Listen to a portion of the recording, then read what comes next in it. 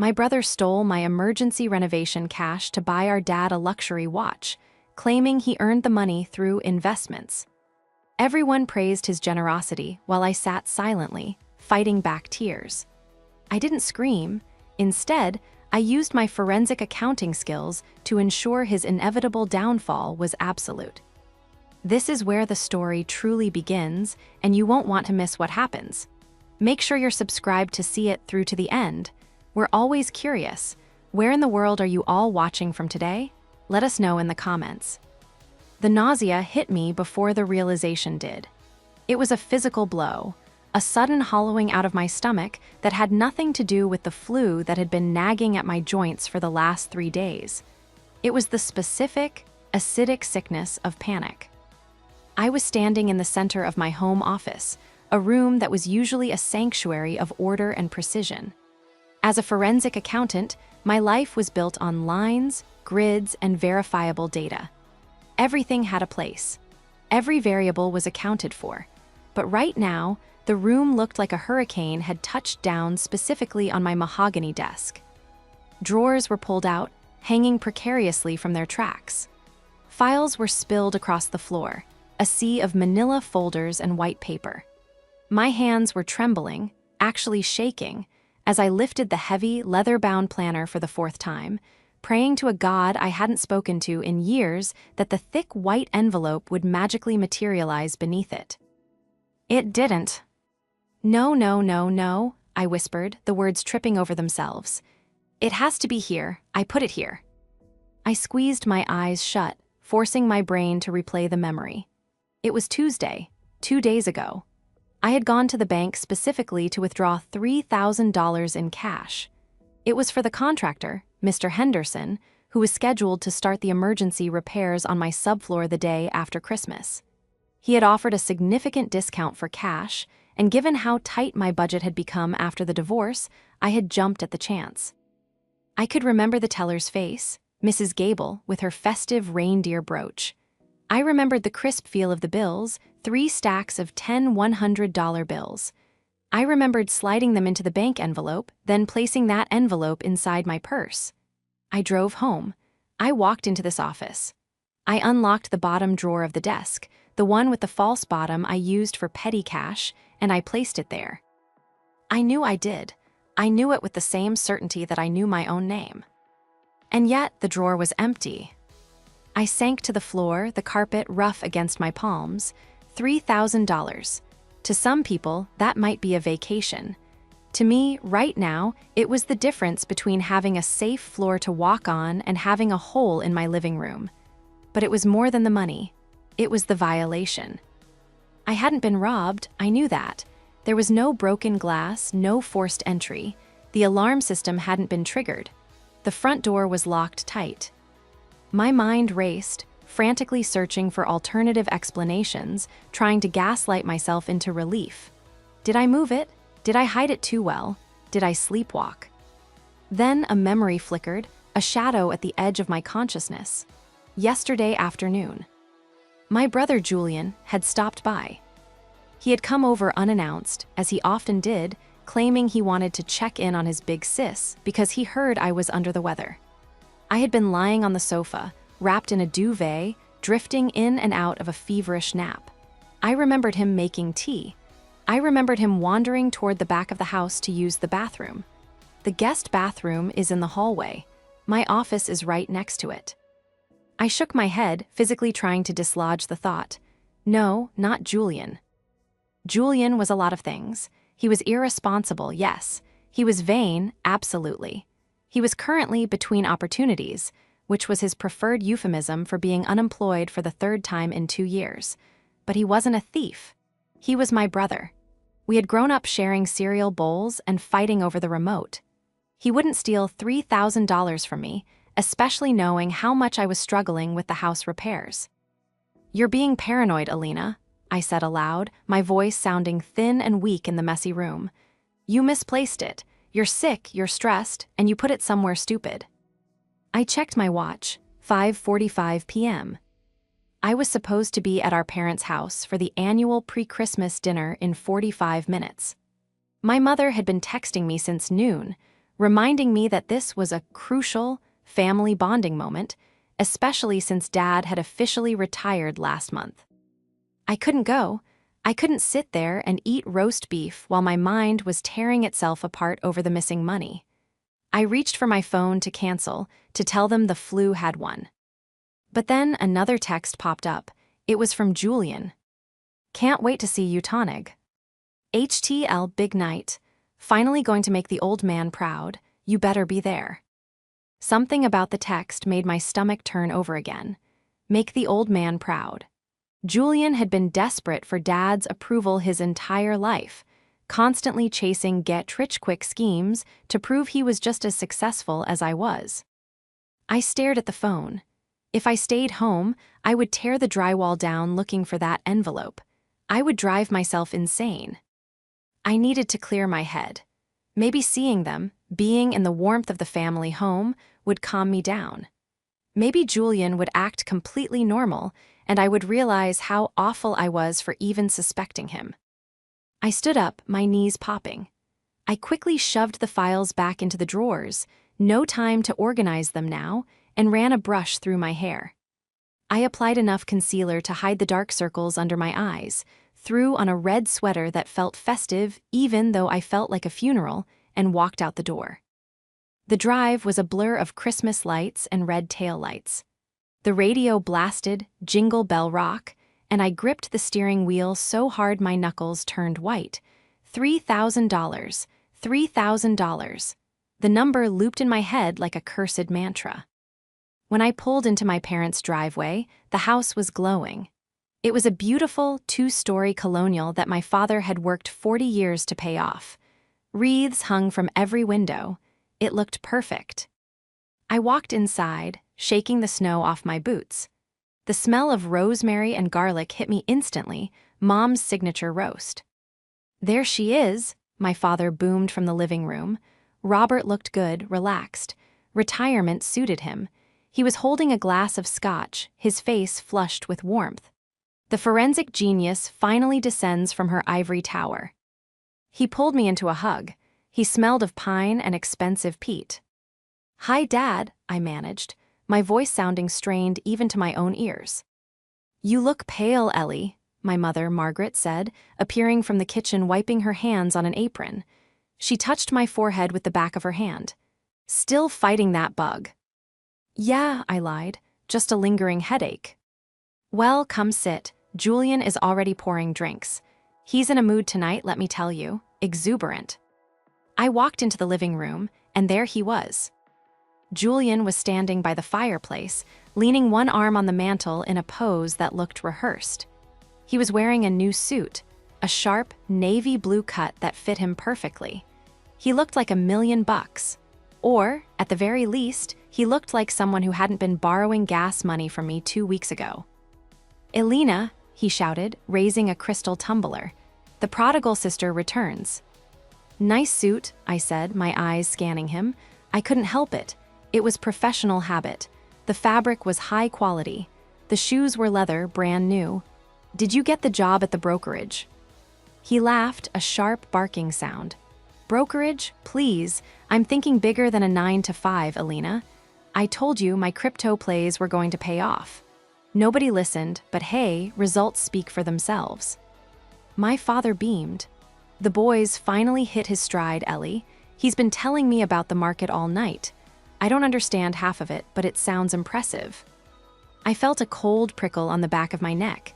Julian didn't know the first thing about crypto. Last month, he thought blockchain was a type of fence. "Is that so?" I asked, keeping my voice neutral. "That's great, Julian." "It is great," Julian said, his eyes glittering. "But enough about work. Tonight is about family. Come on, let's eat. I want to get to the gifts." Dinner was an exercise in torture. I pushed potatoes around my plate, listening to Julian regale the table with vague stories of high-yield assets and leveraging volatility. Every time I asked a specific question, "Which exchange are you using?" or "What's your tax liability on those gains?" he would wave a hand dismissively. "Always the auditor, right, El?" He'd chuckle. "Don't bore Mom with the details, it's handled." Finally, the plates were cleared.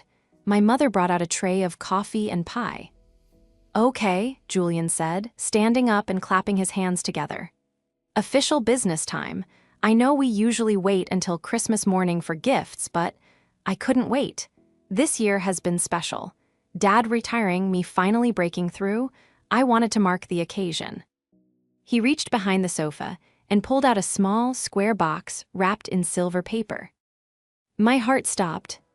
He walked over to Dad, his chest puffed out. "Dad, you've worked hard your whole life. You put food on the table, you put us through school, you sacrificed a lot. I know I haven't always been the easiest son. I've made mistakes." My mother sniffled, reaching for a napkin. "Oh, Julian." "But," Julian continued, his voice dropping to a theatrical register, "I wanted to show you that I'm stepping up. I'm the man you raised me to be. Open it." Dad set his scotch down. He looked genuinely touched. He took the box, his large, calloused hands fumbling slightly with the ribbon. He tore the paper away to reveal a black, leather-textured box. He opened the lid. A collective gasp went up from the table. Even I gasped, though for a very different reason. Resting on the velvet cushion was a watch. It wasn't just any watch. It was a vintage-inspired Tag Heuer chronograph with a blue dial. I knew watches. Dad had admired this specific model in a magazine 3 months ago. "My God," Dad whispered. He lifted it out, the metal gleaming under the chandelier light.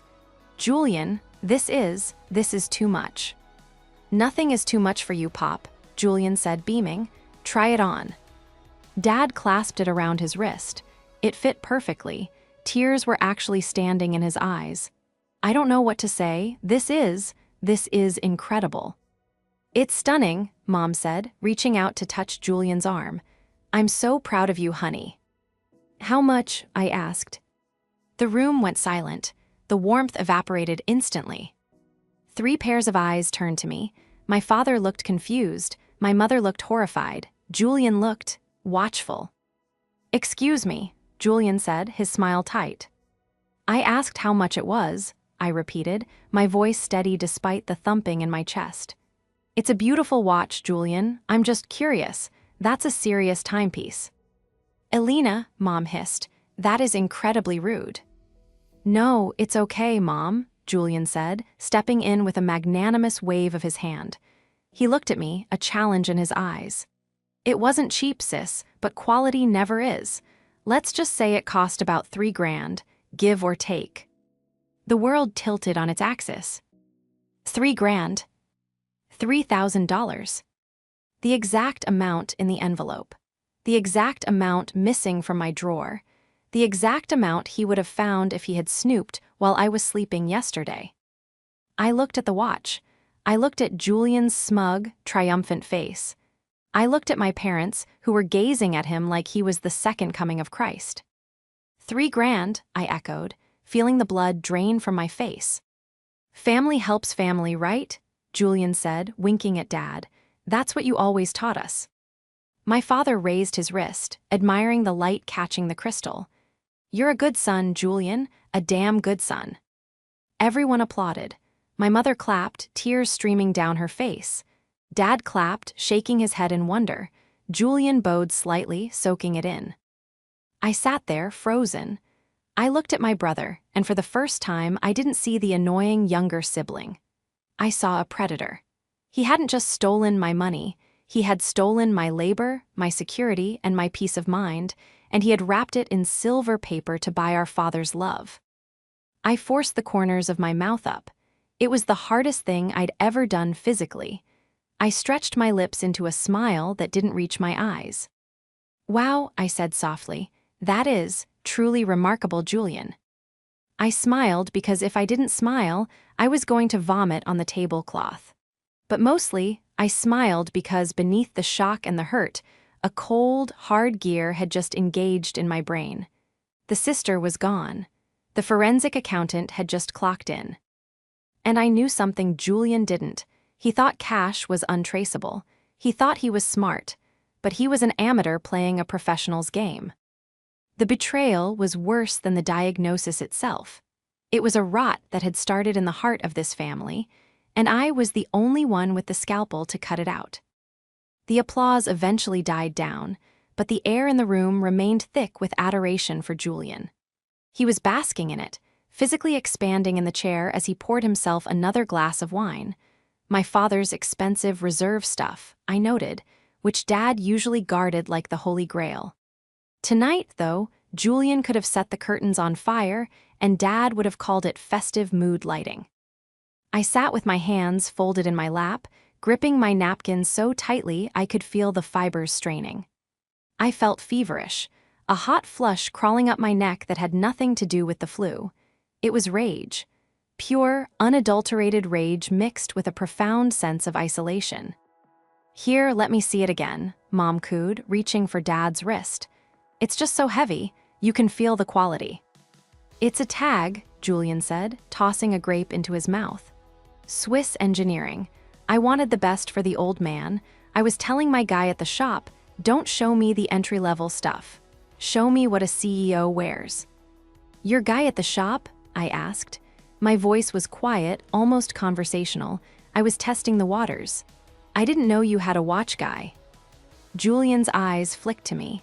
For a microsecond, the mask slipped, just a tiny twitch of irritation at the corner of his mouth. "You make connections when you move in high-level circles, Alina. You wouldn't understand. Your world is all spreadsheets and tax codes. My world is about relationships." "Right," I said, "relationships." "Don't be jealous, Ellie," Dad chided gently, though the sting was real. He was admiring the watch again. "Your brother has finally found his footing. We should be celebrating him." "I am celebrating," I said, taking a sip of water to wash down the bile in my throat. "I'm incredibly impressed. Really, it takes a lot of resourcefulness to pull off a gift like that." Julian smirked. He thought I was capitulating. He thought he had won. "Thanks, sis. I knew you'd come around." The rest of the evening was a blur of self-congratulatory anecdotes from Julian. He spun tales of near misses in the market and inside tips he'd leveraged. To anyone else, it might have sounded impressive. To me, it sounded like a script written by someone who had watched The Wolf of Wall Street halfway through and fell asleep. I watched him closely. I observed the way he avoided direct eye contact when answering specific questions. I noticed how he sweated slightly at the temples despite the room being cool. I watched his hands, fidgety, constantly touching his face, his tie, the wine glass. These were the tells of a man who was performing, not existing. But the most damning evidence was the timeline. I did the mental math as they ate dessert. I had withdrawn the money Tuesday morning.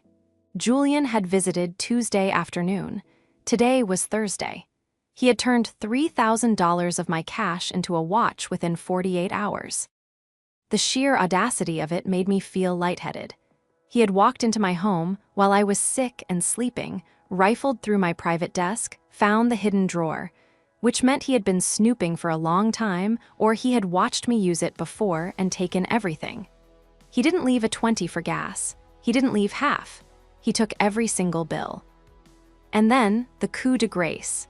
He used it to buy the one thing that would guarantee our parents would defend him if I ever accused him. If I spoke up now, if I slammed my hand on the table and screamed, "He stole that money from me," what would happen? I looked at my mother's tear-streaked, happy face. I looked at my father's swelling pride. They would hate me. They would see me as the jealous, bitter sister trying to ruin Julian's big moment. They would ask for proof. And what proof did I have? A missing envelope. A withdrawal slip that proved I had money, but not that Julian took it. He had weaponized their love against me. It was tactical genius, in a sick, twisted way. "Alina, you haven't touched your pie," Mom said, breaking my trance. "I'm not feeling well, Mom," I said, standing up. The room swayed slightly. "I think I need to go. The flu is kicking back in." "Oh, sweetheart," she said, her concern genuine but distracted. "Of course, go get some rest. Julian, walk your sister to the car." "No," I said too quickly. "No, I'm fine." "Nonsense," Julian said, leaping up. "I'll walk you out, gentleman's duty." He walked me to the driveway, the gravel crunching under our feet. The cold air was a relief, biting at my flushed cheeks. When we reached my car, he leaned against the driver's side door, blocking my path. He crossed his arms, that arrogant smirk playing on his lips. "You were pretty quiet in there, Elle," he said softly. "I'm sick, Julian."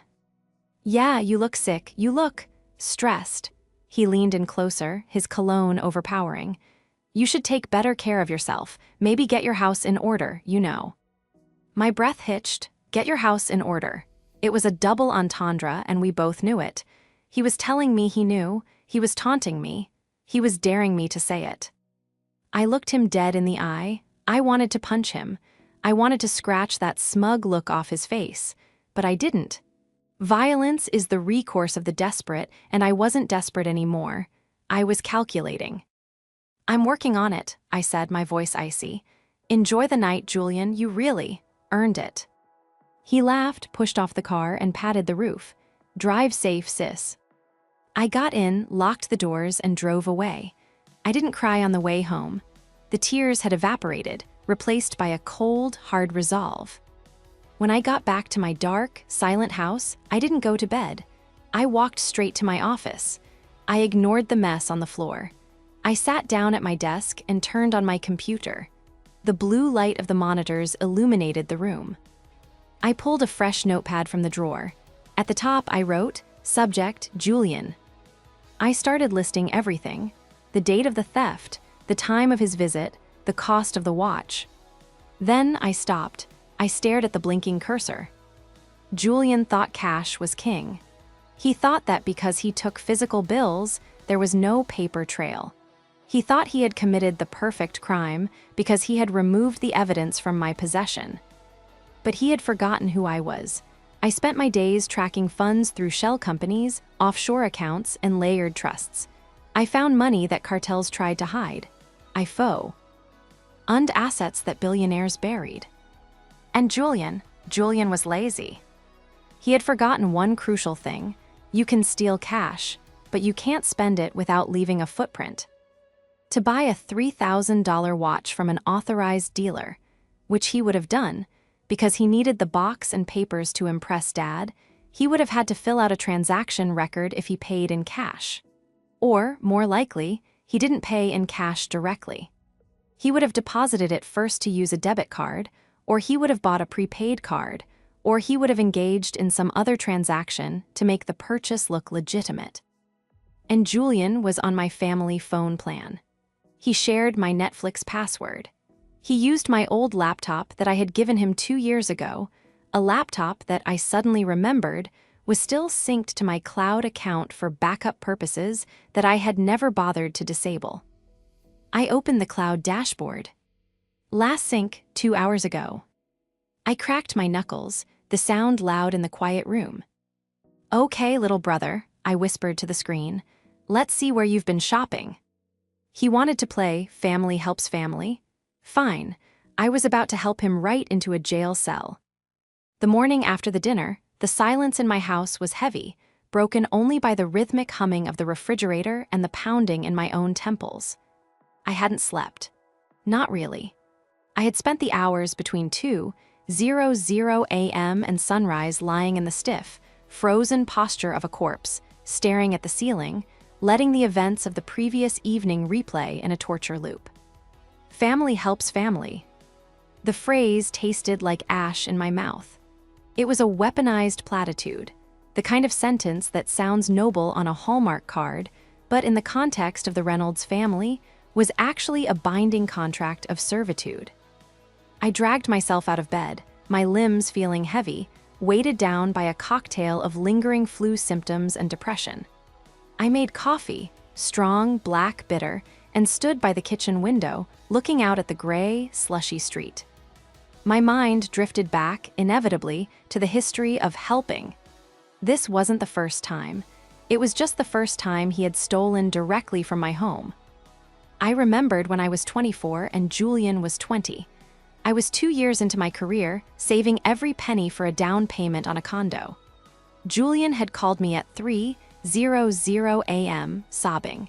He had borrowed a friend's car and wrapped it around a telephone pole. He was unhurt, but the car was totaled, and he didn't have a license. "Please, Ellie," he had begged, his voice cracking. "If Dad finds out, he'll kill me. He'll cut me off. You have to help me pay the guy off before police get involved." I paid $5,000, my entire down payment fund. I ate ramen for 6 months to build it back up. When I told my mother years later, she had sighed and said, "Well, thank goodness you were there to protect him. He's so sensitive, Alina. He couldn't have handled the shame." Then there was the investment in the nightclub when he was 25. The misunderstanding with the landlord when he was 28. The gambling debt, the high-stakes poker mishap when he was 30. Every time I was the safety net. I was the fixer. I was the one who wrote the checks, smoothed over the legalities, and buried the bodies, metaphorically speaking. And every time, Julian would hug me, tears in his eyes, promising to pay me back, promising to change. And then, at the next family gathering, he would be the star, the charismatic adventurer, while I was just Alina, reliable, boring, solvent Alina. But this, stealing my renovation money, while I was sick, this was a predatory escalation. This wasn't a mistake, it was a harvest. I needed to see the dynamic in the cold light of day. I needed to see who was pulling the strings, because Julian, for all his faults, was usually lazy in his malice. This level of coordinated theft, the timing, the immediate conversion of cash to a status symbol, felt directed. I showered, scrubbing my skin until it was pink, trying to wash off the feeling of violation. I dressed in my armor, a sharp charcoal blazer, dark jeans, and boots. I wasn't going as the sick daughter today. I was going as the auditor. I drove to my parents' house around noon. I knew Julian was staying there, temporarily, while he looked for a new apartment, until he found a girlfriend to move in with.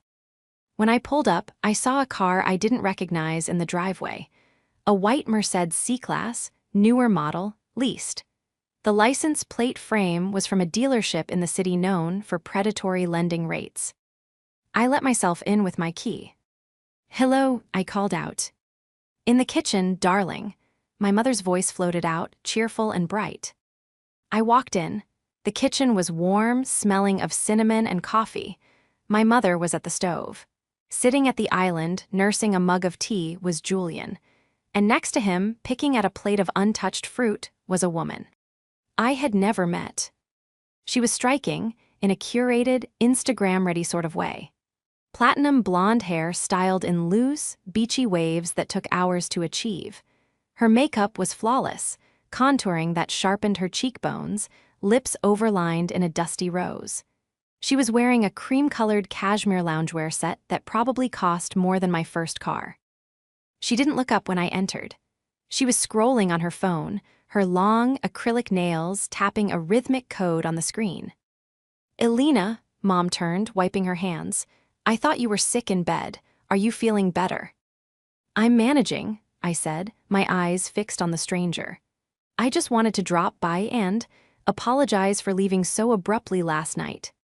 "Don't be silly," Mom said, rushing over to feel my forehead. "You were ill, but look, you're just in time to meet someone special. This is Vanessa." The woman finally looked up. Her eyes were a piercing, icy blue. She looked me up and down, a quick, assessing scan that cataloged the cost of my blazer, my lack of jewelry, and my tired eyes. "So this is the sister," Vanessa said. Her voice was smoky, vocal fried at the edges. She didn't stand up. She didn't offer a hand. She just smiled, a small, tight expression that showed zero teeth. "Vanessa, this is Alina," Julian said quickly, a nervous energy vibrating off him. He reached out and placed a hand on Vanessa's back, a gesture that looked possessive and subservient all at once. "Vanessa is, well, we're seeing each other. It's getting serious." "Nice to meet you," I said, leaning against the doorframe. I didn't know Julian was seeing anyone. "We've been keeping it low profile," Vanessa said, turning her attention back to her fruit. "Julian has so many distractions. I told him he needed to focus if he wanted to level up." "Level up?" I asked. In life, she said, waving a manicured hand vaguely. Julian has so much potential. He just needed the right guidance. I'm an image consultant. I help high-value men actualize their brand. I almost laughed. Image consultant. It was the perfect vague title for someone who preyed on insecure men with delusions of grandeur. Vanessa has been amazing, Elle, Julian said, his eyes darting between me and her. She's really helping me restructure my portfolio. She's the one who suggested the watch for Dad. She said, "You have to show them you've arrived." Is that so? I looked at Vanessa. That was very generous advice. $3,000 is a lot of money for a freelancer to drop on a gift. Vanessa's head snapped up, her eyes narrowed. You have to spend money to make money, Alina. It's about signaling. If you project abundance, you attract abundance. Julian is stepping into his power. He shouldn't be hoarding pennies like a scarcity mindset peasant. Scarcity mindset peasant. The insult was so absurdly specific, so steeped in internet, hustle culture jargon, that it clarified everything. This was the engine. Julian was the vehicle, but Vanessa was the driver. She was high maintenance, demanding, and clearly obsessed with signaling wealth. She was the one pushing him. Julian would have stolen $50 for beer. Vanessa was the reason he stole $3,000 for a status symbol. She was feeding his ego, and in return, he was feeding her appetite for luxury. And how is that going? I asked, keeping my voice light. The abundance attracting. It's going great, Julian said defensively. I have a few leads, big ones. Julian is going to be huge, Vanessa said, her voice dropping to a whisper. She leaned in toward him, running a finger down his arm. He just needs to clear out the dead weight. Focus on the people who really believe in him. She looked directly at me when she said dead weight. My mother, oblivious to the tension, set a plate of cookies on the table. Isn't she lovely, Alina? And so smart. She's been telling me all about her business. She manages influencers. I'm sure she does, I said. I watched them for the next hour. I saw the dynamic play out in real time. Vanessa would make a subtle comment. Oh, this kitchen is a bit dated, isn't it? And Julian would immediately agree, promising Mom that he would renovate it for her as soon as his next deal closed. Vanessa would mention a restaurant she wanted to try, one of the most expensive in the city, and Julian would pull out his phone, presumably to make a reservation he couldn't afford. But the most chilling moment came when I went to the sink to get a glass of water. I was standing behind them. They thought I was out of earshot because the tap was running. Did you transfer it? Vanessa hissed. I told you I will, Julian whispered back, his voice strained. I just need to get to the bank. Don't make me wait, baby, she purred, her tone shifting from aggressive to seductive instantly. The deposit is due Monday. If we want that penthouse view, we need to move now. You said you had the liquid cash. I do. I have the rest of it, don't worry. The rest of it? My grip on the water glass tightened. He hadn't just stolen the $3,000, he had the rest of it. What rest? I only had $3,000 in the drawer, unless he had found something else, or unless he was planning to take something else. I turned off the tap. Well, I said loudly, making them jump, I should get going, I have work to do. On a Friday before Christmas? Vanessa scoffed. God, that sounds depressing, you need to live a little. Someone has to pay the bills, I said, looking at Julian. Right, brother. He didn't meet my eyes. He was staring at Vanessa's hand on his knee. I said my goodbyes to Mom, who was disappointed I was leaving so soon. As I walked to the door, Vanessa called out. Hey, Alina. I turned. Love the blazer, she said, her lip curling slightly. Very corporate, it suits you. Thanks, I said. Nice watch, by the way. I pointed to her wrist. She was wearing a delicate gold bracelet. It looked new. Oh, this, she giggled, holding it up. An early Christmas present from Julian, he spoils me. I walked out of the house before I did something that would land me in jail. Julian had stolen my money. He had bought Dad a watch to secure his loyalty. And he had bought this predatory harpy a bracelet to secure her affection. He was stripping me for parts to build a life he hadn't earned. I sat in my car for a moment, breathing in the cold air. The antagonist wasn't just Julian. It was the two of them, a symbiotic parasite. He was the host, feeding off my family, and she was the virus infecting him, making him more aggressive, more desperate, more dangerous. They were talking about a penthouse view. They needed a deposit by Monday. That meant they needed more money. A lot more. $3,000 wouldn't cover a deposit on a luxury apartment. Julian was going to strike again. I could feel it, and I knew exactly where he would look. I drove home with the kind of hyperfocus that usually preceded a major audit. The emotional hurt, the "why would he do this to me?" had been cauterized. Now, it was just data. It was just a problem to be solved. When I walked into my office, I didn't see the mess anymore. I saw a crime scene. I stepped over the piles of paper and sat at my desk. It was time to pivot. I had been reacting. Now I needed to act. I woke up my computer. The screen glowed to life. I needed to confirm everything. I needed hard evidence.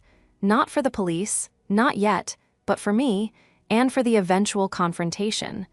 I needed to know exactly how stupid he had been. I opened the Cloud Sync folder again. I navigated to the device list, Julian's MacBook Pro.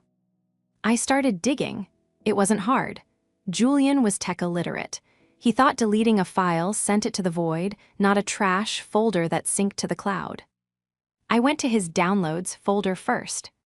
There it was, a PDF downloaded yesterday morning. Lease agreement, the Astoria Heights. I opened it. It was a lease for a 2-bedroom apartment in the trendiest part of downtown. Rent, $4,500 a month. Security deposit, $9,000, due upon signing. $9,000. He had stolen $3,000 from me. That bought the watch and maybe the bracelet. He was still short, desperately short. I kept digging. I went to his Photos app. And there it was, the smoking gun. A photo taken 2 days ago in a bathroom mirror. It was Julian holding up a fan of $100 bills, my $100 bills. He was grinning like an idiot. The caption, which he had presumably sent to Vanessa, was still in the metadata. Secured the bag. Phase 1 complete. Daddy's gonna love his gift, and we're gonna be living like kings. I stared at the image, the arrogance, the stupidity. I took a screenshot. I saved it to 3 different external hard drives. Then I went to his messages. Since he was using my old laptop, and he had signed in with his Apple ID, the iMessages were syncing because he hadn't turned off the handoff feature. I scrolled back to Tuesday. Vanessa, did you get it? Julian got it. The old dragon was sleeping on the couch, walked right into the office. Easy. Vanessa, good, is it enough? Julian, it's $3K. Enough for the watch and a little spending money. But I need more for the apartment. Vanessa, you said you had access to the big accounts. You said you were the executor. Julian, I am. Well, I will be. I just need to get Mom to sign the transfer papers. She trusts me. I'm taking them over on Christmas Eve. My blood ran cold. I just need to get Mom to sign the transfer papers. He wasn't just stealing pocket money. He was going after the retirement accounts. He was going after the house. My parents were old-fashioned. They had a substantial nest egg, but it was all in joint accounts that were easily accessible if you had the right passwords or a power of attorney. I had set up their estate plan years ago, creating a family trust to protect. Them, I was the trustee. Julian was a beneficiary, but he had no control. But Julian didn't know the specifics of the trust. He just knew there was money. And if he could trick Mom, sweet, trusting Mom who thought he was a financial genius, into signing a power of attorney or a transfer authorization, he could drain their liquidity before I could stop him. He could empty the checking accounts that weren't in the trust yet. He was going to ruin them. He was going to wipe out their retirement to impress a woman who called me a peasant. I sat back, my heart hammering against my ribs. This was the turning point. If I called Mom now and screamed, "He's trying to rob you," Julian would spin it. He would say I was crazy, jealous, hysterical.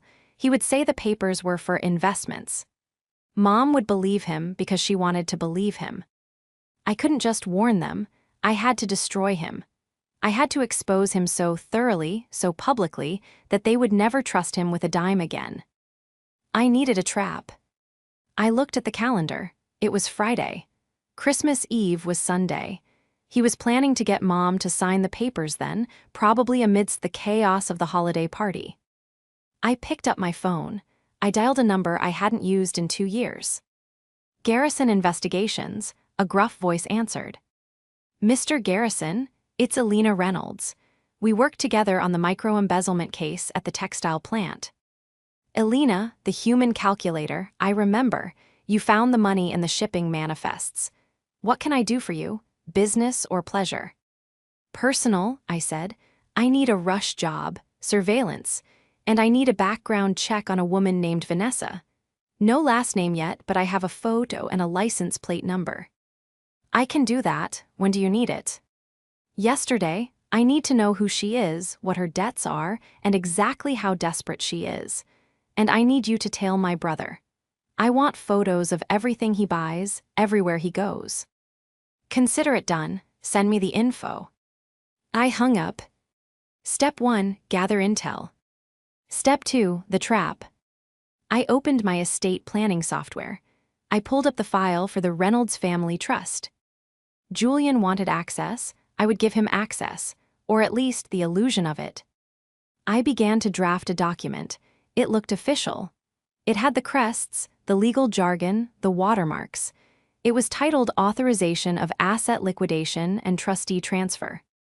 It looked like a document that would transfer control of the primary savings account, about $150,000, directly to Julian for management purposes.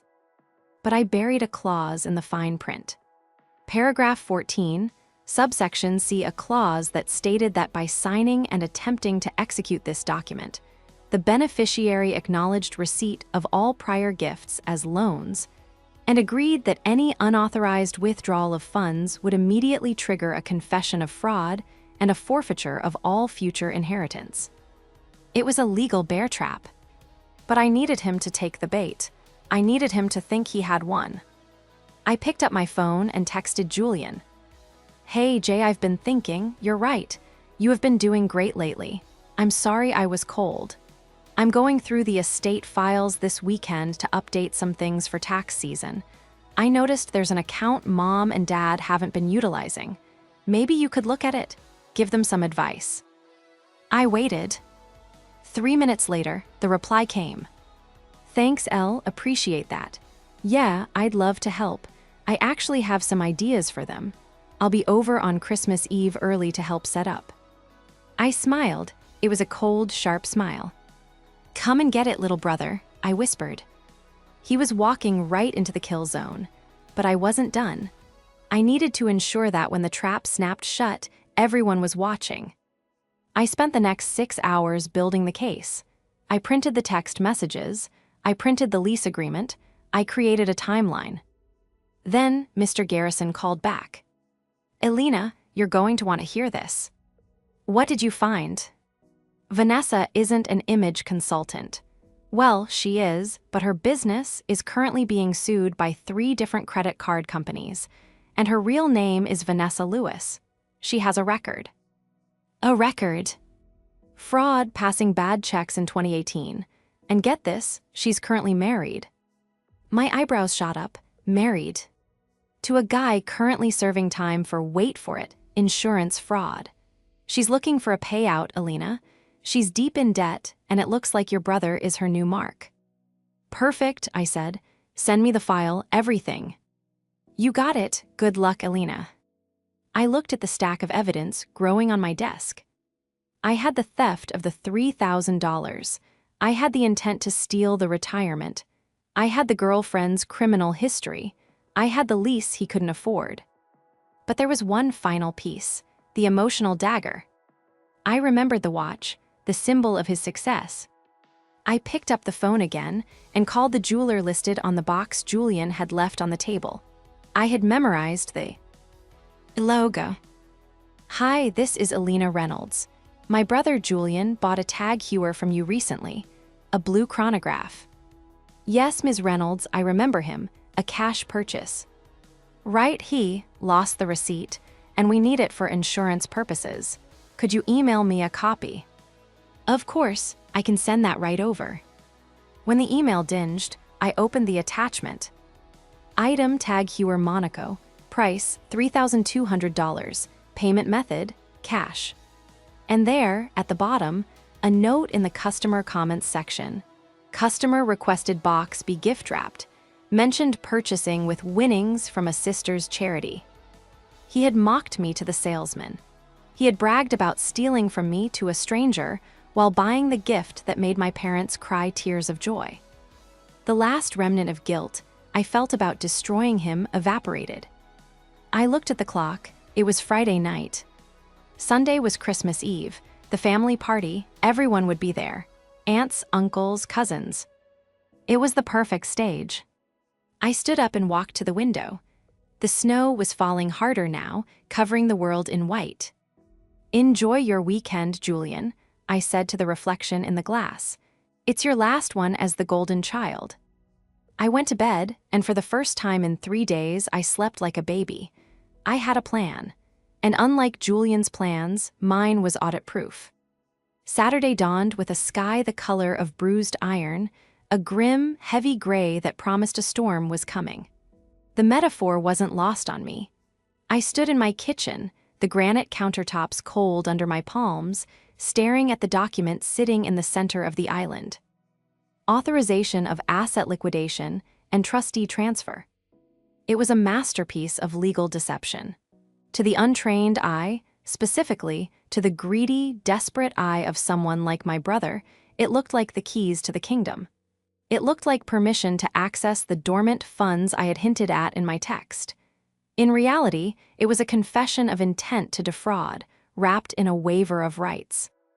My phone buzzed. It was Julian. On my way, Via's coming too. Hope that's cool. I didn't smile. I didn't frown. I just felt a cold, mechanical click in my chest. Bring her, I thought. Bring the arsonist to the fire. I spent the next hour preparing the stage. I cleaned the kitchen, not because it was dirty, but because the act of scrubbing gave my hands something to do other than shake. I wasn't scared of them. I was scared of myself. I was scared of the sheer volume of rage that was pressurizing inside my ribcage. I was a forensic accountant. My weapon was silence, precision, and paper. I couldn't afford to lose my temper. If I screamed at him, he wins. If I cry, he wins. If I let him sign his own death warrant while smiling and offering him coffee, I win. At 11:00 a.m. sharp, the doorbell rang. I took a deep breath, smoothing the front of my sweater. I checked my reflection in the hallway mirror. Neutral, calm, the face of a sister who just wants to help. I opened the door. Julian was standing there, shivering slightly in a coat that was too thin for the weather but looked expensive. Vanessa was next to him, wrapped in a white faux fur coat that made her look like a snow leopard searching for prey. She was wearing oversized sunglasses despite the gloom. "Hey, sis," Julian said, stepping inside and stamping snow off his boots. He seemed jittery, his energy vibrating at a frequency that set my teeth on edge. "Freezing out there. Global warming my ass, right?" "Come in," I said, stepping back. "Coffee is on." "Love what you've done with the place," Vanessa said, pulling her sunglasses down to inspect the hallway. "Very minimalist, a bit austere for my taste, but it screams efficiency." "I like to keep things clear," I said. "Clutter hides problems." We walked into the kitchen. Julian's eyes immediately darted to the document on the island. He licked his lips, a quick, unconscious flick of the tongue that betrayed his hunger. "So," he said, rubbing his hands together, "you said you found some accounts. Mom and Dad have been holding out on us." "Coffee first," I said, pouring 3 mugs. I handed one to Vanessa, who looked at the liquid suspiciously, as if I might have poisoned it. Given how I felt, it wasn't an unreasonable fear. We sat down. I took the seat at the head of the island. Julian and Vanessa sat on the stools opposite me, like 2 naughty students in the principal's office. Here's the situation, I began, keeping my voice low and confidential. I was reviewing the trust structures for the end-of-year tax filing. I realized that there's a secondary liquidity pool, about $150,000, that's currently sitting in a low-yield savings bond. It's essentially losing money due to inflation. Julian's eyes widened. 150. Give or take, I said. Dad is, well, you know Dad, he's conservative.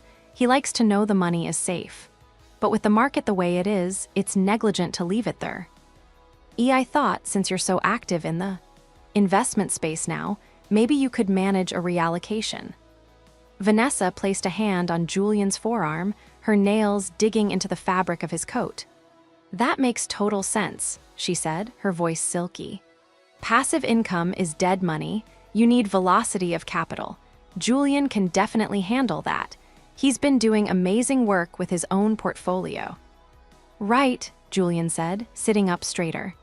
I could put that into a diversified crypto index or maybe some short-term real estate flips. I could double it in 6 months, easily. I'm sure you could, I said, but there's a catch. The trust has strict bylaws. I can't just hand you the cash. We need to execute a transfer of authority. Essentially, Mom and Dad need to sign off on you acting as a temporary subtrustee. Okay, Julian said, nodding rapidly. That's fine. Mom will sign anything I put in front of her. She trusts me. The casual way he said it, she will sign anything I put in front of her, made bile rise in my throat. He saw our mother not as a person, but as a signature machine. A rubber stamp for his greed. I've drafted the preliminary authorization here, I said, sliding the document across the granite. This allows you to take custody of the assets if Mom signs the final version on Christmas Eve. But I need you to sign this draft first, acknowledging that you understand the fiduciary responsibility. Julian snatched the paper. He didn't read it. He didn't even scan the headers. He just looked for the line that said signature. Wait, Vanessa said, her sharp voice cutting through the air. She leaned over his shoulder. Let me see that. She scanned the page, her eyes narrowing. She wasn't a lawyer, but she was a grifter, and grifters have a sixth sense for traps. What's this part? She asked, pointing a manicured finger at paragraph 14. Subsection C, acknowledgement of prior distributions. My heart hammered, but my face remained stone. Standard language, I said effortlessly. It just means that for tax purposes, any money you've received from them in the past, birthdays, help with rent, the car repairs, is acknowledged so the IRS doesn't flag this new transfer as a gift. It protects the principal. Oh, Julian said, waving a hand. That's fine, just bureaucratic nonsense. Who cares? I care, Vanessa said, looking at me with cold suspicion. Julian, don't sign anything without reading it. Babe, it's fine, Julian said, picking up a pen. It's Alina. She's boring, she's anal, but she's not going to screw me. She wants this money managed just as much as we do. Right, Elle? He looked at me, a glimmer of the old brotherly affection in his eyes. It was a weapon. He was using our history to disarm me. I'm your brother. You love me. You fix things. I want the money where it belongs, I said. The ambiguity hung in the air. Julian signed. The scratch of the pen on the paper sounded like a gunshot in the quiet kitchen. Done, he said, sliding it back to me. So, Christmas Eve. I bring this to Mom, she signs, and then what? How fast does the wire hit? Tuesday morning, I lied. Banks are closed Monday for the holiday. Tuesday, Vanessa murmured. That's cutting it close for the deposit. What deposit? I asked, feigning ignorance. Julian froze. He looked at Vanessa, panic flashing in his eyes. Nothing, just a business opportunity, time-sensitive. I picked up the document and slid it into a folder. Interesting. Does this business opportunity happen to have a view of the skyline? Maybe 2 bedrooms, a doorman. The silence that followed was absolute. The air left the room. Julian's face went from flushed to pale in 3 seconds. What? The Astorian Heights, I said, leaning forward, resting my elbows on the island. Unit 42B $9,000 deposit, $4,500 a month. It's a beautiful building, Julian. A bit out of your price range, isn't it? I don't know what you're talking about, Julian stammered, his laugh nervous and high-pitched. You're imagining things. Am I? I reached under the counter and pulled out a single sheet of paper. The screenshot of his text, message to Vanessa, the one with the money. I slid it across the counter. Secured the bag, phase 1 complete. Julian looked at the photo. He looked at the fan of bills in his hand, my bills. He looked at the text. He didn't speak, he couldn't. Vanessa, however, didn't flinch. She looked at the photo, then looked at me, her expression hardening into a sneer. So, she said, he has cash, is that a crime? It is when he stole it from my desk, I said, my voice dropping an octave. Tuesday afternoon, while I was sick. You came into my home, Julian. You went into my office. You opened the false bottom of my drawer, and you took $3,000. I didn't steal it, Julian shouted, jumping up from the stool. The sudden movement knocked his coffee mug over. Brown leak. Id splashed across the pristine white counter, dripping onto the floor. I borrowed it. I was going to pay you back. I needed the cash for the watch. For Dad. It was for the family, Alina. For the family? I stood up slowly. You stole my renovation money to buy a prop so you could play the big shot. And then you stood there at dinner, accepted the applause, and looked me in the eye. You watched me panic about losing that money, and you smiled. You have plenty of money, Julian yelled, his face twisting into something ugly. You have this house, you have your fancy job, you have everything, I have nothing. I'm trying to build a life here, and you're hoarding cash in a drawer like a miser. You owed me that help. You owed me. There it was, the core of his entitlement, the rot at the center of his soul. I owed you nothing, I said. And the watch, that wasn't for Dad. That was a down payment on his loyalty. You bought him so he wouldn't ask questions when you drain his retirement account next week. You're crazy, Vanessa spat. She stood up, wrapping her coat tighter around her. Come on, Julian, we're leaving. She's clearly having a breakdown. This is jealous, toxic behavior. Yeah, Julian breathed, backing away. Yeah, you're crazy, Elle. I'm not draining anything. I'm going to manage it. I'm going to make them rich. You're going to make her rich, I said, pointing at Vanessa.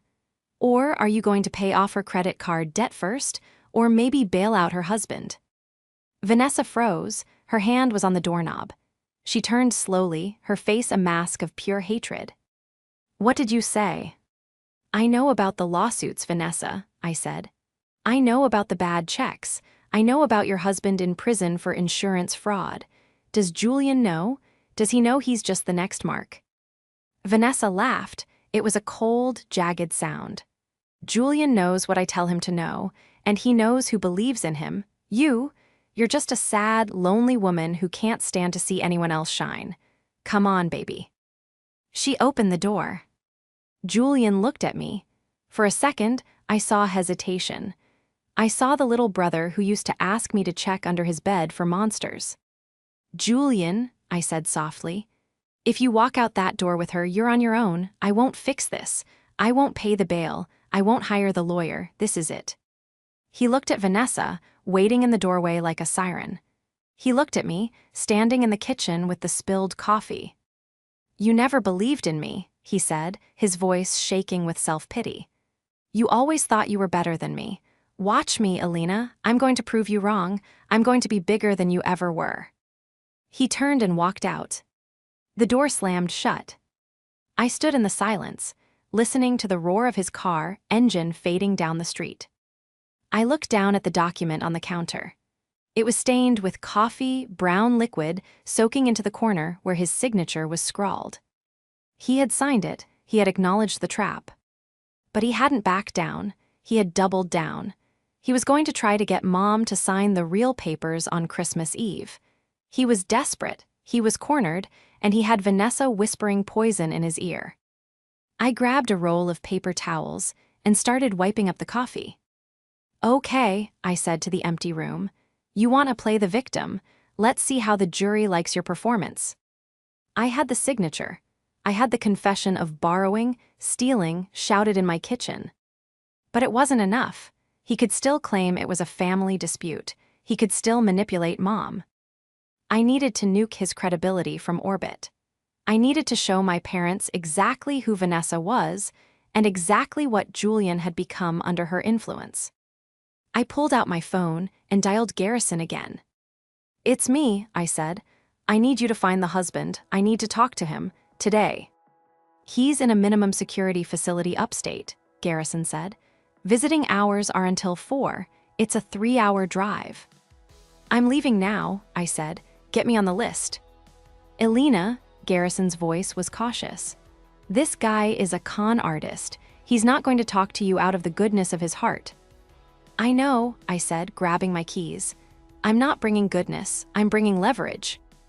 I walked out of the house, leaving the coffee-stained confession on the counter. The storm was starting. Snow began to swirl in the gray air, stinging my face. I got in my car and headed north. I was going to prison. The drive to the correctional facility was a descent into a bleak, monochromatic world. The further north I drove, the heavier the snow fell, turning the highway into a treacherous ribbon of white. My wipers slapped a frantic rhythm against the glass, slap-thud, that matched the pounding of my heart. I had 3 hours to think, to process the confrontation. Julian's words echoed in the small cabin of my car. "You owe me." It was the anthem of the mediocre man, the bully. That shared DNA was a credit card with no limit.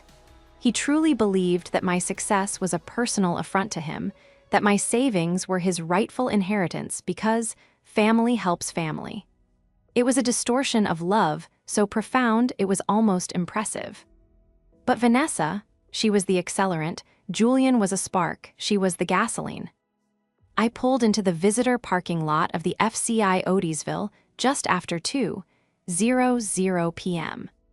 The prison loomed against the gray sky, a complex of brick and razor wire that looked less like a place of rehabilitation and more like a warehouse for broken things.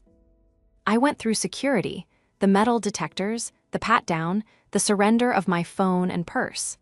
It was dehumanizing, invasive, and necessary.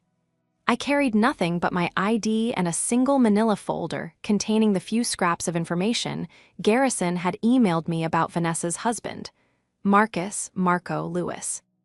I sat in the visitation room. It smelled of floor wax and stale anxiety. Tables were bolted to the floor. Families huddled together, speaking in hushed tones. Then, the door on the far side buzzed open. Marco Lewis walked in. He wasn't what I expected. I expected a slick, oily conman. Instead, he looked tired. He was a man in his late 40s, balding, with the soft, doughy physique of someone who had spent 2 years eating prison starch. But his eyes were sharp. They were the same predator eyes I had seen on Vanessa. He sat down opposite me, looking bored. "Elena Reynolds," he said, reading my name off the slip of paper in his hand. "Don't know you. You're not a lawyer, you're not a cop. You dress too nice for social services. Who are you?" "I'm the sister of your wife's boyfriend," I said bluntly. Marco blinked. Then, a slow, dark smile spread across his face. It wasn't a happy smile. It was the smile of a man who just heard a joke he'd been waiting to hear for a long time. "Vanessa," he said, tasting the name. "She's got a new one, huh? How long?" "A few months," I said. "She's trying to get him to liquidate my parents' retirement fund to pay for a penthouse. And, I assume, to pay for your appeal? Or is she keeping that money for herself?" Marco laughed. It was a dry, hacking sound. "My appeal? Lady, Vanessa hasn't sent me a dime since I got locked up. She sold my car. She sold my watch. She maxed out my cards and then filed for identity theft claiming I did it. She's telling my brother she's an image consultant," I said. "She says she's helping him level up." "She's a vampire," Marco said, leaning forward. His demeanor shifted. The boredom was gone, replaced by a simmering, focused vindictiveness. "She finds guys who are hungry, guys who think they deserve more than they have. She whispers in their ear, tells them they're kings, tells them everyone else is holding them back. Then she bleeds them dry. She's trying to get him to sign a lease for $9,000 on Monday, I said. She needs 12, Marco corrected. I paused. Excuse me. She needs 12,000, Marco said. She owes a loan shark in Jersey 12,000. A guy named Sal, nasty piece of work.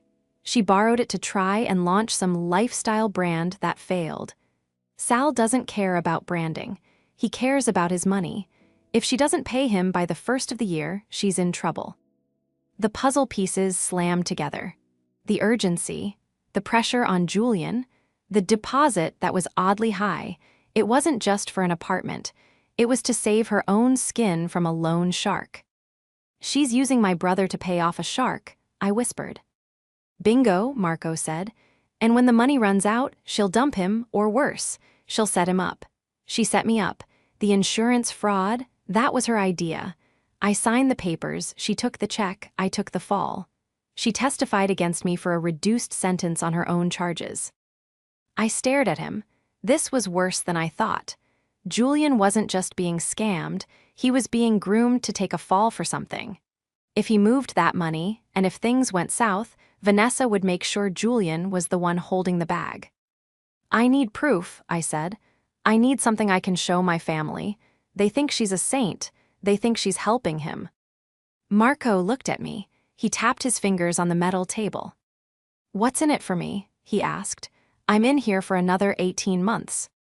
I can put $500 in your commissary account today, I said. And I can promise you that when I take her down, I'll make sure her involvement in your case gets a second look by the DA. I know people. Marco considered this. He nodded. She writes letters, he said, to me, taunting me, telling me how stupid I was. She sent me one last week, bragging about the new Mark, said he was a golden retriever with a credit card. Said his family was soft. My blood boiled, soft. Do you have the letter? It's in my cell, he said, but I can mail it to you, or you can ask the guard to photocopy it.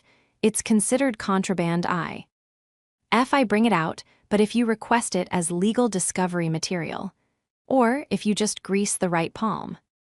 I didn't grease palms, but I did know how to ask for things. 30 minutes later, I walked out of the prison with a photocopy of a handwritten letter in my folder. Marco, it read in loopy, girlish script. You'd laugh if you saw this new guy. Julian, he's so desperate to be a big shot. He stole from his own sister to buy me a bracelet. Can you believe it? The parents are totally snowed. I'm going to have the deposit for Sal by Christmas. Then we're moving into the Astorian. Don't worry, I won't put your name on the lease. You just rot in there. XOXOV.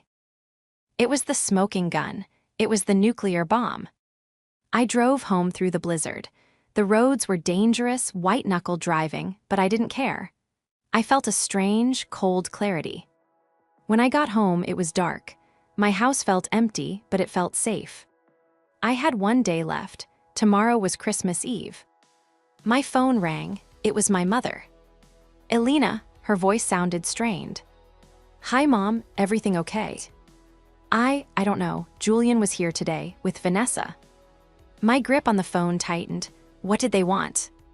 They were very insistent, Mom said, her voice trembling slightly. Julian brought some papers. He said you talked about them, about the trust. I did, I said carefully. I told him we could discuss it. He wanted me to sign them today, she said. He was so agitated, Elena. He was pacing. And Vanessa kept saying that if we didn't sign now, he would miss a once-in-a-lifetime window. She said you were trying to block him because you were jealous. What did you do, Mom? I asked, holding my breath. I told him we had to wait for the party, she said. I told him Dad wouldn't sign anything without reading it, and that we agreed to do family business when everyone was together. He got angry, Elena. He kicked the wall. I've never seen him like that. I'm sorry, Mom, I said, my heart breaking for her. I'm so sorry. Is it true? She asked, her voice small. Are you jealous of him? He says you're trying to sabotage him. No, Mom, I said firmly. I am trying to save him, and I am trying to save you. Please, promise me one thing. Do not sign anything until tomorrow night. Promise me. I I promise, she whispered. I want everyone to be happy. It's Christmas. I know, I said. We'll sort it all out tomorrow, I promise. I hung up. He had kicked the wall. He was escalating. The pressure from Vanessa and Sal, the loan shark, was mounting. He was a cornered animal. I spent the rest of the night assembling the dossier. I had the bank withdrawal slip. I had the jeweler's receipt with the nasty comment. I had the text messages about the theft. I had the lease agreement. I had Vanessa's criminal record and the lawsuits. And I had the letter from Marco. I put it all in a sleek, black presentation folder. I wasn't just going to a party. I was going to a trial. Sunday morning, Christmas Eve, arrived with a blindingly bright sun reflecting off the new snow. It was a beautiful day, the kind of day you see in movies. I dressed carefully. I chose a deep red dress, festive but commanding. I wore my hair up. I put on my favorite pearl earrings. I looked in the mirror. Showtime, I whispered. I drove to my parents' house at 5:00 p.m. The driveway was full. My aunts and uncles were there. My cousins, it was a full house. I walked in with my black folder tucked under my arm. The house smelled of pine and roasting ham. Christmas carols were playing softly. People were laughing, drinking eggnog. And there, in the center of the living room, holding court, was Julian. He was wearing a velvet blazer. He had a glass of scotch in one hand and was gesturing wildly with the other. Vanessa was next to him, wearing a shimmering gold dress that dipped low in the back. She looked triumphant. My father was sitting in his armchair, wearing the watch. He was looking at Julian with that same adoration. "Elena," Dad called out when he saw me. Come in. Julian was just telling us about his new venture. He's going to open a firm." "A firm?" I asked, walking into the room. The music seemed to fade. The chatter died down as people noticed my entrance. I didn't smile. I didn't wave. I walked straight to the coffee table in the center of the room. "Yes," Julian said, his smile faltering slightly as he saw my face. "Capital Management. Vanessa and I are launching it next month, once the funding is secured." "Funding," I said loudly. My voice carried to the back of the room. "Is that what we're calling it?" "Elena, don't start," Mom said, coming out of the kitchen with a tray of appetizers. She looked anxious. "Let's just have a nice night." "I agree," Vanessa said, stepping forward. She linked her arm through Julian's. "Leave the negativity at the door, Elena. It's Christmas." "It is Christmas," I said. "A time for truth, a time for family." I placed the black folder on the coffee table. It landed with a heavy thud. "What is that?" Dad asked, frowning. "That," I said, looking at Julian, "is the invoice for your lifestyle." Julian paled. "Elena, stop, seriously, not now." "Now is the only time," I said. I looked around the room. My aunt, my uncle, my cousins, they were all watching. "You all think Julian is a success story. You think he's a prodigy. You think he bought that watch on Dad's wrist with the fruits of his labor." "He did," Dad said defensively, covering the watch with his other hand. "No, Dad," I said gently. "He bought it with my money, $3,000 that he stole from my desk drawer while I was sick with the flu." A gasp rippled through the room. "Liar," Vanessa shrieked. It was sudden and shrill. "She's lying. She's jealous because Julian is doing better than her." "Am I?" I opened the folder. I pulled out the first page, the photo of Julian holding the cash. "This is Julian," I said, holding it up for the room to see. "Tuesday afternoon, in my bathroom, holding my money. Read the caption, Julian. Secured the bag. Daddy's gonna love his gift." Julian looked like he was going to throw up. That was my money," he stammered. "I withdrew it." "From where?" I asked. "You don't have a job, Julian. You don't have a bank account with a positive balance." I checked. I pulled out the next paper, the jeweler's receipt. "And here is the receipt for the watch, paid in cash, with a note, purchased with winnings from a sister's charity. He mocked me while he spent my money to buy your love, Dad." Dad looked down at the watch. His face was gray. He looked at Julian. "Son, is this true?" "She's manipulating it," Julian yelled, pointing a shaking finger at me. "She's twisting everything. Mom, sign the papers. Just sign the papers so I can fix this. Once the deal goes through, I'll pay everyone back, I promise." He was frantic now. He reached into his jacket pocket and pulled out the trust transfer documents, the real ones, the ones he had printed himself. He thrust them at Mom. "Sign it, Mom, please. We need the deposit by tomorrow." "The deposit for the apartment you can't afford?" I asked. "Or the deposit for Sal?" Vanessa froze. Her face went from angry to terrified in a split second. "Who?" she whispered. "Sal," I said.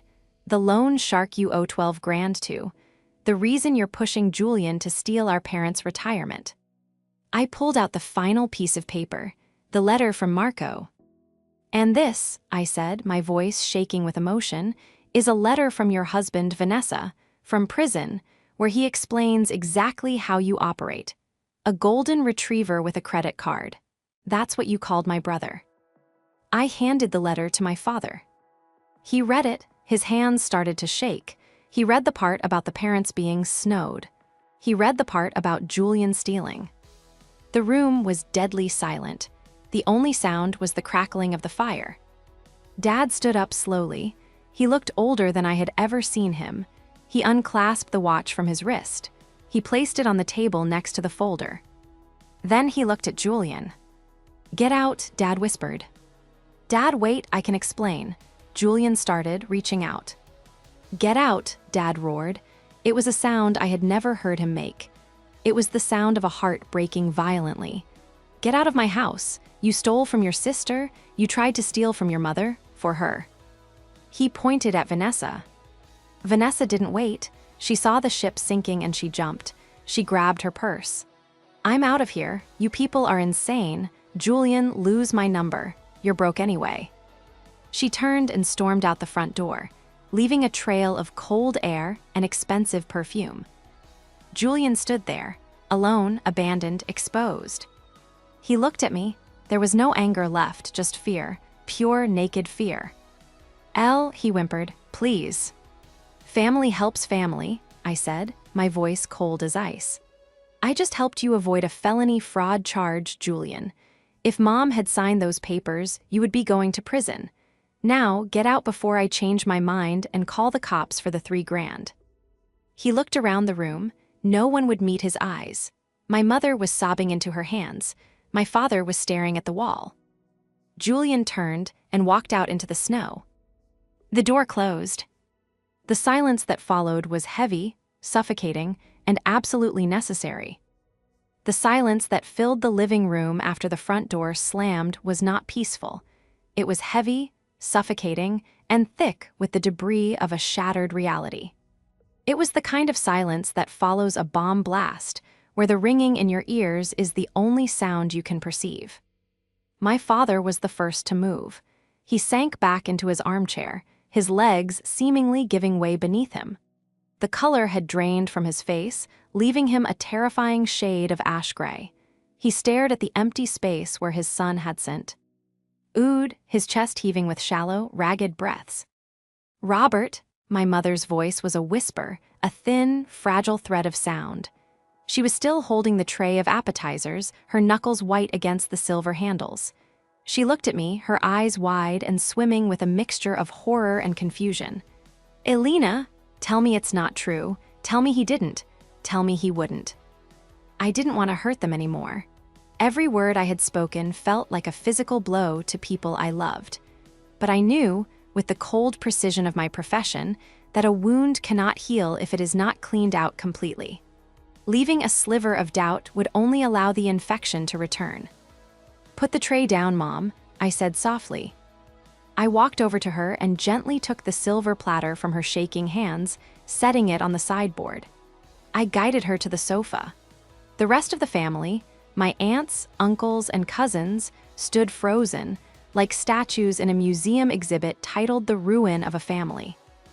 "I wish I was lying," I said, my voice steady but quiet. I picked up the black folder again. "But I'm not. We can't pretend this didn't happen. If we do, he will destroy you. Not because he hates you, but because he is desperate and he has people behind him who are dangerous. Dangerous? My uncle, a stoic man named David, stepped forward. You mentioned a loan shark, Sal. Yes, I said. Vanessa owes $12,000 to a loan shark. Julian promised to pay it. That's why he needed the money by tomorrow. He wasn't investing your retirement, Dad. He was going to wire it to a criminal to save his girlfriend from getting her legs broken. My father let out a sound that was half sob, half groan. He reached out and picked up the watch, the Tag Heuer that had been the pride of his night only an hour ago. He looked at it with revulsion now, as if it were a venomous snake coil. He bought this, Dad's voice cracked. He bought this with your money to trick me. He bought it to buy your trust, I confirmed. He knew I would notice the missing cash. He knew I would eventually say something. He needed you to be so enamored with him, so proud of him, that when I accused him, you would turn on me. He weaponized your love for him against me. My mother buried her face in her hands and began to weep. It was a guttural, heart-wrenching sound that echoed off the walls. My baby, my poor boy, how did we go so wrong? We gave him everything. That was the problem, Margaret, Dad said, his voice hardening. He sat up, his eyes suddenly clear and fierce. We gave him everything, and he took it, and then he tried to take the rest. He looked at me. The papers, Alina, the ones he wanted your mother to sign, what would they have done? They were a power of attorney and a transfer of trusteeship, I explained, pulling the unsigned drafts from my folder. If Mom had signed them, Julian would have had legal authority to liquidate the main investment accounts. He could have drained about $400,000 within 48 hours. By the time the banks reopened on Tuesday, the money would have been in a crypto wallet or an offshore account, and from there, gone, untraceable. The room gasped. $400,000. It was their life savings. It was their security. He would have left us with nothing, Mom whispered, looking up, mascara running down her cheeks. He would have told himself he was going to pay it back, I said, trying to be fair, though I didn't feel like it. He would have gambled it on some scheme, hoping to double it, and he would have lost it all. And then, yes, you would have been left with nothing. My father stood up. He walked over to the fireplace. He looked at the family photos on the mantel, Julian at graduation, Julian at his communion, Julian winning a baseball trophy. He reached out and turned the graduation photo face down. He is not welcome here, Dad said, his voice booming now. Not until he makes this right, and I don't see how he ever can. But the night wasn't over. As the family began to murmur, processing the shock, a sudden, violent pounding erupted at the front door. Bam, bam, bam. Open the door. It was Julian's voice.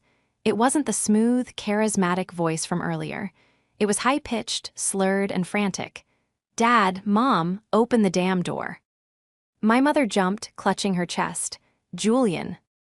Don't open it, I commanded. I stepped between my mother and the hallway.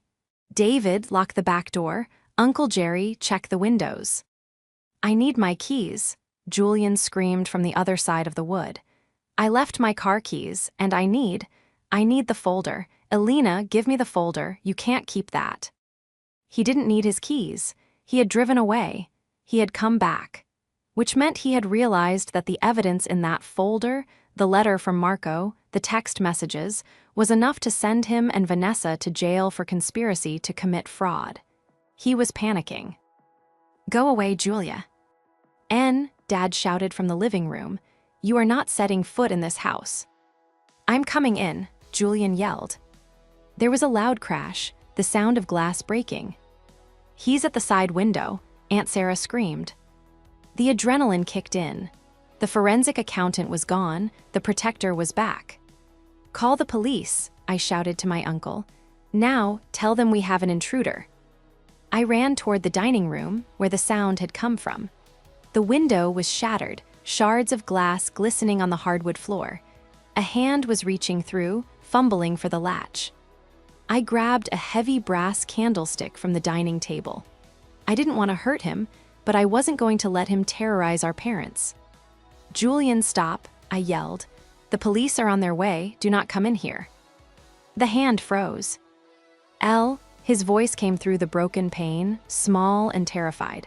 Elle, please. Vanessa kicked me out of the car. She took my phone. She said Sal is coming for me. You have to let me in. They're going to hurt me. I lowered the candlestick slightly. I walked closer to the window, crunching on the glass. I looked out. Julian was standing in the snow, shivering violently. He looked pathetic. He looked like the little boy who used to scrape his knees. But then I remembered the text, secured the bag. I remembered the smirk. I remembered the way he looked at our mother as a signature machine. You made your choices, Julian, I said, my voice trembling. You chose her. You chose the money. You chose to steal from us. I'm your brother, he sobbed. Then start acting like it, I said. Sit on the porch steps. Keep your hands where I can see them. When the police come, you tell them everything. You confess about the money you took from me, about the plan with Vanessa. You give them her name. You give them Sal's name. That is the only way you get any help from us. You go on the record. He stared at me, snow matting his hair. He looked at the warm light of the house, a paradise he had exiled himself from. Okay, he whispered, slumping down onto the frozen ground. Okay, I'll tell them. Sirens wailed in the distance, growing louder, cutting through the crisp winter air. I turned back to the room. My parents were standing in the doorway of the dining room, holding each other. They had heard everything. They saw their son sitting in the snow, waiting to be arrested. It was the most painful moment of our lives. But as the blue and red lights began to flash against the living room walls, illuminating the shattered glass, I knew it was the only way this could have ended. The rot had been cut out. The healing could finally, slowly begin. The days following Christmas were a blur of legal bureaucracy and quiet, somber reflection. The festive atmosphere that usually permeated the week between Christmas and New Year's was replaced by the rustling of paperwork and the hushed tones of serious conversations. Julian did exactly as I had instructed. When the police arrived, he didn't fight. He broke down. He sat in the back of the cruiser and spilled everything: the theft of my $3,000, the conspiracy with Vanessa to defraud our parents, the existence of the loan shark, and the pressure he was under. Because he cooperated, and because my parents, despite everything, refused to press charges for the attempted fraud on the estate, Julian avoided a lengthy prison sentence for the grand larceny. However, I insisted on pressing charges for the theft of my money. It was the tough love component. He pled guilty to petty larceny and was sentenced to probation, community service, and mandatory counseling. The real justice, however, fell elsewhere. Using the information Julian provided, along with the dossier I had compiled from Garrison and Marco, the police were able to track down Vanessa. She was arrested at a motel on the outskirts of the city 2 days after Christmas. It turned out Sal, the loan shark, was already on a federal watch list. Vanessa's panicked texts to him, which were on her phone when they seized it, provided the link the authorities needed to bring him down on RICO charges. Vanessa was charged as an accessory to fraud and is currently awaiting trial. She won't be wearing cashmere in a cell. But the true resolution happened inside the walls of my parents' home. 3 weeks after the incident, I went over for dinner. The house was quiet. The Christmas decorations were down. The broken window in the dining room had been repaired, the new glass clear and strong. We sat at the kitchen table, Mom, Dad, and me. There was no roast beef, no wine, just soup and bread. It felt appropriate, humble. I went to see him today, Dad said, breaking the silence. He was stirring his soup, staring into the bowl. He meant Julian. My brother was currently staying in a halfway house as part of his probation terms. He was working a minimum wage job at a warehouse, a job I had helped him find on the Conditi. On that, his paycheck went directly into a monitored account to pay back the $3,000 he stole from me. How is he? I asked. He looks tired, Dad said. He's angry at the world. He's angry at you still. He thinks you ruined his life. I saved his life, I said. If he had borrowed that money from Sal, or if he had defrauded you, he wouldn't be in a halfway house. He'd be in a ditch or a federal prison. I know, Dad said. He looked up at me, his eyes wet. I know that, Alina, and I owe you an apology. He reached across the table and took my hand. His grip was firm, warm, and desperate. I was so blinded, he said. I wanted him to be successful so badly that I ignored everything. I ignored who he was becoming, and I ignored you. You've been the rock of this family for years. You've been the successful one, the responsible one, the kind one, and I treated you like you were just the background noise to his show. He's right, Mom added, covering our hands with hers. We applauded him for a lie, and we ignored the truth you were trying to tell us. We let him hurt you, and for that, I am so sorry. I felt a lump form in my throat, hot and tight. I had waited years to hear those words. I hadn't realized how much I needed them until they were hanging in the air. I didn't do it for the applause, I said, my voice thick. I did it because I love you, and because family does help family, but helping doesn't mean enabling, it means protecting. Well, you protected us, Dad said. The lawyer finished the new trust documents yesterday. You are now the sole trustee. Julian is removed entirely. If he wants back in, he has to earn it, and it's going to take a long time. I nodded. It was the right decision. Later that night, before I left, I went into the living room. The watch, the tag hewer, was gone. Dad had returned it. He had used the store credit to buy something else. He walked in and handed me a small box. I know you don't care about fancy things, he said, but I wanted you to have this. I opened the box. Inside was a simple, elegant silver pen. It was engraved with my initials. For the forensic accountant, he said, smiling, a real, genuine smile this time. To help you find the truth. Always. I drove home that night under a clear, starry sky. The snow was melting, revealing the hard, solid ground beneath. My office was still a mess when I got home, files still scattered from the frantic search weeks ago, but as I looked at it, I didn't feel panic anymore. I felt peace. I sat down at my desk. I opened the drawer, the one with the false bottom. It was empty of cash, but it was no longer a symbol of violation. It was just a drawer. I picked up the silver pen, I opened my notebook, and I wrote a new header, Case Closed. Family helps family. Sometimes that means holding them close, and sometimes it means loving them enough to let them fall so they can finally learn how to stand on their own. I had my answer. And for the first time in a long time, I had my family back, not the illusion of it, but the real, messy, painful, beautiful truth of it.